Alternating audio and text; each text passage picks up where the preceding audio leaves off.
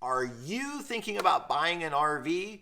Don't do anything until we talk about the total cost of ownership in this episode of Travels with Delaney.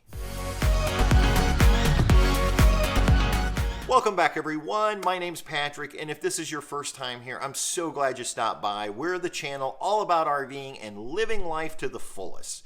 Now, today what I want to do is talk to all of you who are thinking about buying an RV. And before you do anything, I want to share with you the total cost of ownership when it comes to RVs. Now, if you already own an RV, if you go ahead and take a moment and drop a comment down below in the comment section and share your thoughts on the total cost of RV ownership, that's really going to help out those potential new owners.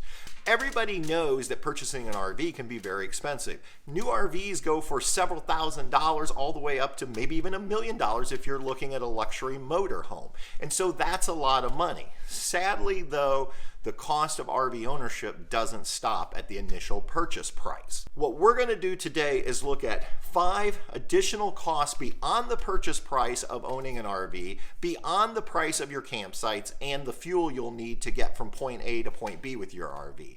And these are costs that many times we just don't discuss. And we're going to begin with the first expense you're going to have the minute you sign on the dotted line and you take your RV home, and that is the cost of license plates and registration and title. So once you get your new RV, you're going to need to go to your DMV or BMV or whatever it's called in your state and register it, get a title transfer, and you're going to need license plates. Now, the cost of license plates can really vary from state to state. If you're fortunate, you live in a state where it has a flat license plate fee, great. But unfortunately, in states like Indiana, we are charged an excise tax on top of our license plates. That means the newer your vehicle and the more it's worth, the higher the price of your license plates.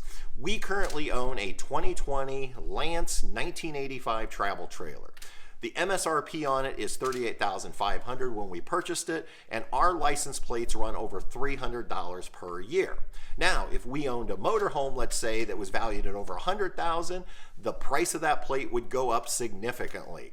So that is definitely a cost that you really need to budget for. The second expense that you will have then is you are going to need insurance on your RV. You're going to want to make sure you have a policy that not only covers the replacement cost of your RV should it be in an accident or a tornado strikes it and totals your RV. You're also going to want to make sure your policy covers the contents inside of your trailer. You're also going to want to find out if you need to have like a tow coverage in case you were to break down. See, we had tow coverage on our truck that pulls our RV, but speaking with our agent at State Farm, she told me we actually needed a second tow policy on the trailer itself. Can you imagine being broken down somewhere on vacation and finding out that the insurance you thought would cover towing both your truck and your trailer to a shop only covered your truck? That tow fee could get very expensive. So these are questions you want to talk to your insurance agent about to make sure you have the policies that you want. The next expense I want to talk about is one that probably seems minor but actually can get quite costly, and that is the accessories you're going to need just to go out on your first camp trip. You're going to need things like a water hose and a sewer hose, a water pressure regulator, a surge protector to protect the electrical components of your trailer, and the list will go on. Everything from wheel chocks to tongue locks to protect your trailer from being stolen. And whether you're in a motorhome or a travel trailer or a fifth wheel, there's going to be all kinds of different accessories you are going to want, not only where you need to have them, but also where you want to have them to make it an enjoyable RV experience.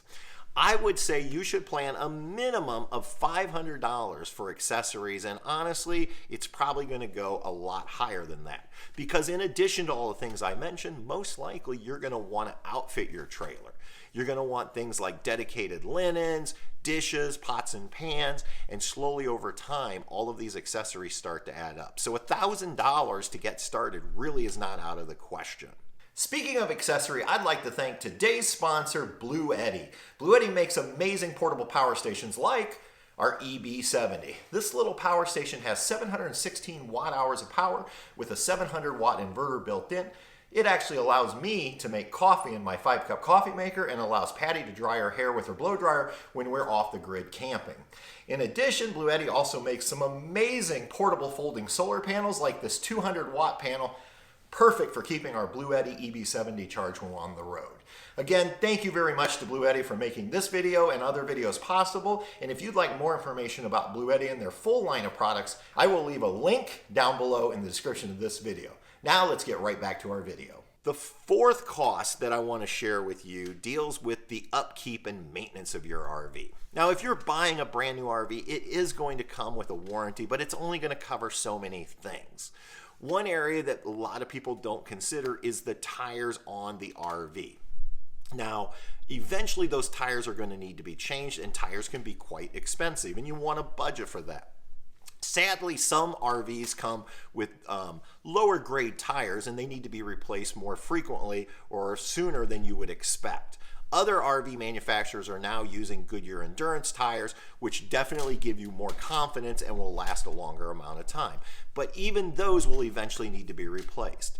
In addition to tires though, things like greasing your axles regularly, making sure you recaulk and reseal, because we don't want to end up with a leak where we can have a very costly water damage in an RV.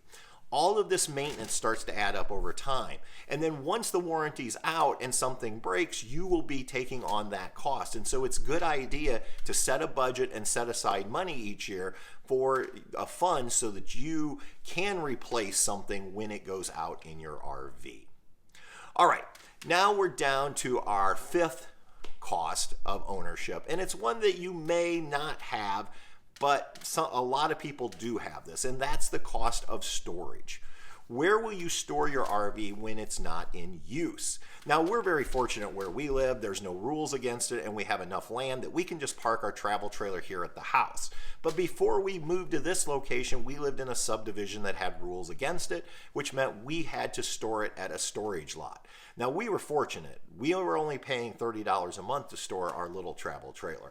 But I talked to people all over the United States, and many of them are paying significantly more just to be able to store their RV when it's not in use.